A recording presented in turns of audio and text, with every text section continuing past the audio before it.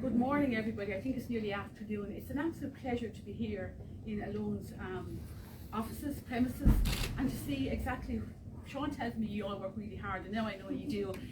It's just fantastic to be here and to see exactly what happens behind all the screens. I'm really pleased to be here to launch the Alone Annual Report 2022. I was delighted to see my own picture in it as well.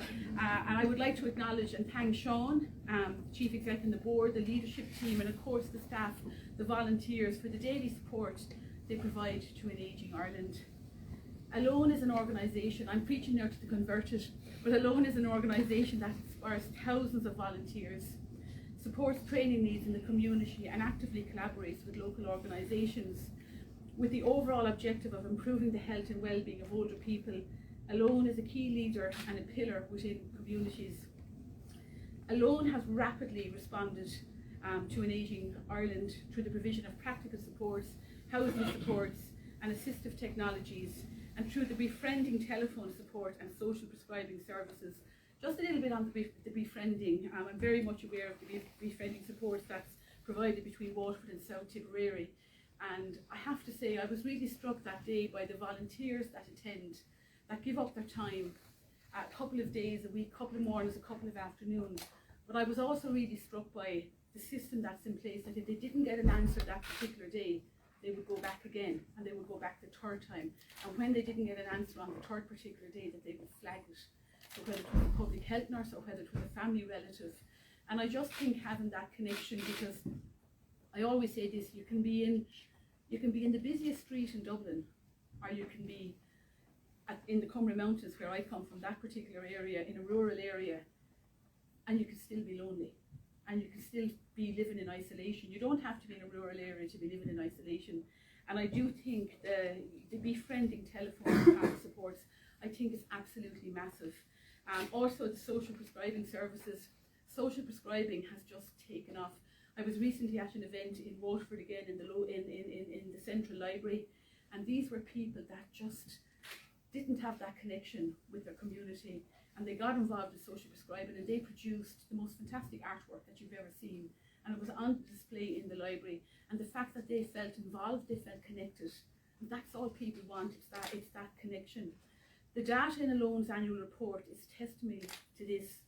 Last year alone provided coordinated support to over 22,000 people, recruited nearly 5,000 volunteers, and is currently constructing 52 supported houses, which is absolutely fantastic, a new initiative for Alone, but great to be involved. But I just want to speak about the 5,000 volunteers. Where would we be as a country without volunteerism? And I always say to people, because I came up through working and living in my local community and being involved in so many different organisations, that's how I ended up in politics. But where will we be without the spirit of volunteers? Because if you're on one committee, you're guaranteed to be on 5. And you just don't get away with one. That doesn't happen anymore. And we have people, the length and breadth of the country, that are so driven, they're so focused, and all they want to do is reach out and help people. And that's fantastic. The results detailed in the report undoubtedly show that Alone is on track to meet or exceed their ambitious targets of their strategic plan 2022 to 2024. So well done, Sean, and all the team on that. This support has never been more important in the demographic of Ireland. Ireland is changing. Since 2013, we have seen the population aged over 65 increase by 35%. But that's great, and we embrace that. But we also have to acknowledge that Ireland has the highest life expectancy in the EU, as deemed by the World Health Organization. And that means that, we have a lot to do, but we're doing an awful lot of things right. And I always talk about the supports that I provide as Minister, that my budget funds, and it's interesting, when I leave here, I'm going straight into a budget meeting, so it's a really important week in the year for me. But the most important supports we can provide for older people is the triangular supports of daycare, home care, and Meals on Wheels. So in relation to daycare, we have over 300 day centres open the length and breadth of the country.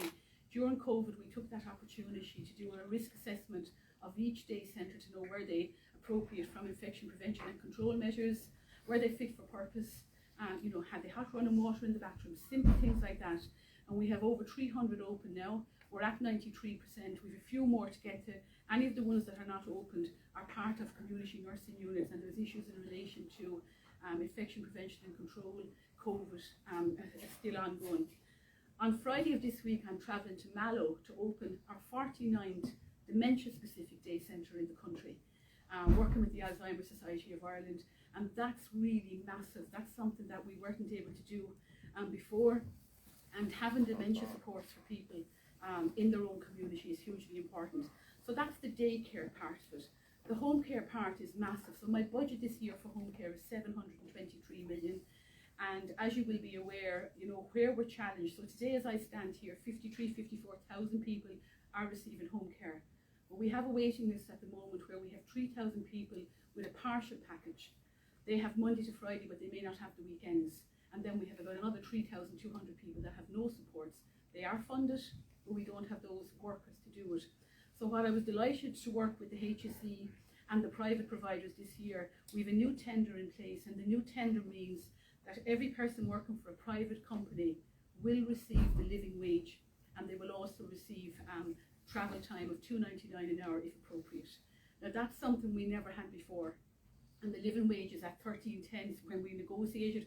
I know it will go up, but that's going to make a huge difference. The other piece as well that we put in place in January of this year was that we were able to avail of 1,000 permits from the Department of Business Enterprise and Innovation for people who live outside the EU, and we've already seen almost 200 people come in on these permits. We know it worked previously in the nursing home sector. Over 2,600 people availed of those permits, so we're hoping that we will see more people coming in who will be able to deliver home care. And this year we're on target to deliver in excess of 22 million home care hours. And the third piece then is the Meals on Wheels. And the Meals on Wheels is so important for older people who are living at home, regardless of where they live. And every month we deliver 250,000 Meals on Wheels to people. But it's so much more than the knock on the door with the dinner and the dessert. It's so much more than that. It's the social connection. It's knowing that somebody is calling to me today, and if there's something wrong, I could say to them, I need help, or I need the doctor, or I need the nurse. And most of the people who deliver Meals on Wheels, they actually know their clients.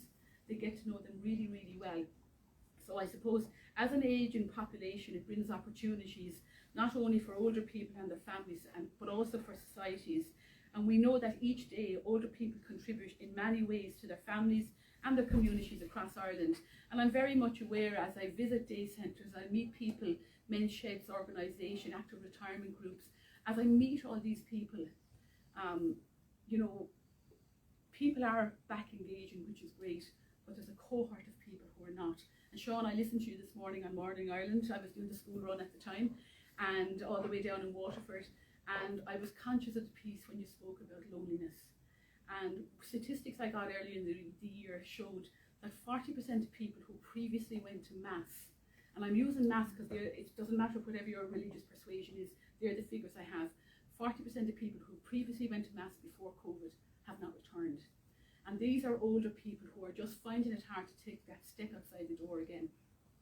They got used to maybe watching the television, maybe watching Mass on the television. They got used to the neighbour or the son or the daughter maybe collecting their pension, or maybe going straight into their bank account. They got used to someone doing the shopping for them, and they lost that sense of, I suppose, of independence, and they're finding it hard to take that step back. And we're seeing that especially with people that are 80 years plus. And an awful lot of what I focus my work on is my own mother, for example, who's 86 years of age, and she lives alone, and she's really, really lucky because she has 4 daughters that live in the same area, and I'm one of them. And you know, I suppose lived experience you can't beat, and you're getting that lived experience every day of the week when you engage with somebody, whether it's one of the volunteers, or whether it's somebody working for a loan, or whether it's one of the people that you speak on the befriending or on the phone system, and ye understand all that. And I suppose that's why the befriending has such an important role in combating loneliness, which has a significant impact on physical but on mental health as well. And recently I launched a report for the ICGPs, and it was a report into supports for GPs in relation to their patients that come to see them. And 1 in 6 of every person that now goes to see a GP, according to this report, is reporting with depression, some form of depression, whether it's low levels of depression, or whether it's social anxiety, or whether it's emotional distress. But people are presenting with that the whole time. And I suppose, again, this brings us back to, you know, the home visits, the calls, the video chats, the organising online and in-person events, how important they are, and the fact that so many have found it hard to reconnect. And look, you're aware of all this, I don't have to tell ye. That's why we launched during the year with the CMO and with Minister Donnelly the Hello Again World Media campaign, trying to encourage people to get out, get active again if they can at all, but just to take that step outside the door. So look, I won't keep you much longer. I looked at the report last night with interest. I have to say, a very easy report to read. The graphics really stand out. So well done on the team who worked on it, because sometimes we get reports, they're too big, they're hard to read, that's user friendly. And I know my mother will, she'll be delighted with it, another book with her daughter inside, so that she'll have another picture of. And you know, I just want to compliment Alone for all the work that you do. Over the last 3 years, an additional 228 million has been provided extra for older persons supports in Ireland. And I'm heading to a meeting with Minister Donnelly now at 1 o'clock. Tomorrow the health team will be meeting Minister Paschal O'Donoghue in relation to the budget. So this is a really important time of the year to try and make sure that we have enough of funding to support older people especially, and my mental health brief, older people to age in place. Just one other thing I just want to put a little focus on, because I'm sure you come across this the whole time. We now have a situation here in Ireland that we have 30 new people presenting with dementia every day. And that's a massive amount. 64,000 people living in Ireland with dementia. That's expected to rise very highly by the year 2040. And I suppose the point I'm trying to make is, I got a call this morning about a young person aged 62 who has early onset dementia. And that's one of the areas that I am focusing on in the budget as well. Because normally when we hear about dementia, we automatically think that, you know, that's probably an older person, they could be in the latter years of their life, but unfortunately that's not the case. And you know, I suppose it's something that I'm just becoming more and more conscious of it every day of the week in my own constituency offices, the amount of calls we get in relation to people with early onset dementia.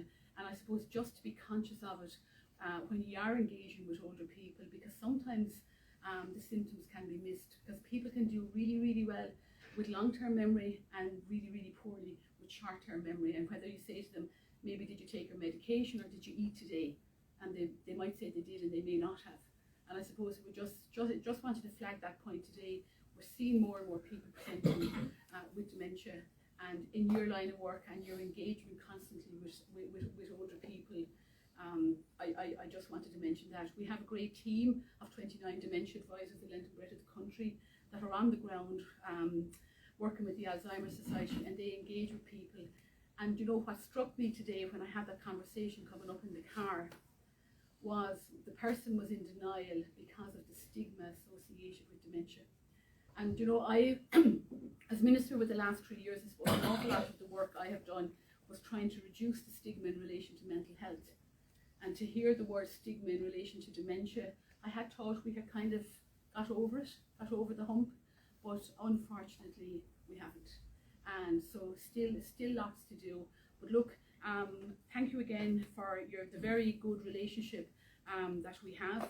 I'm very conscious of the asks in relation to, we will be, you know, moving on the Commission on Care, it's a line in the budget. We will be moving on loneliness, it's another line in the budget. But I have to get all these lines I have to get the lines onto the next page, and that's where I'll be focusing for the next few days, working with Minister Donnelly. So thanks again for your time.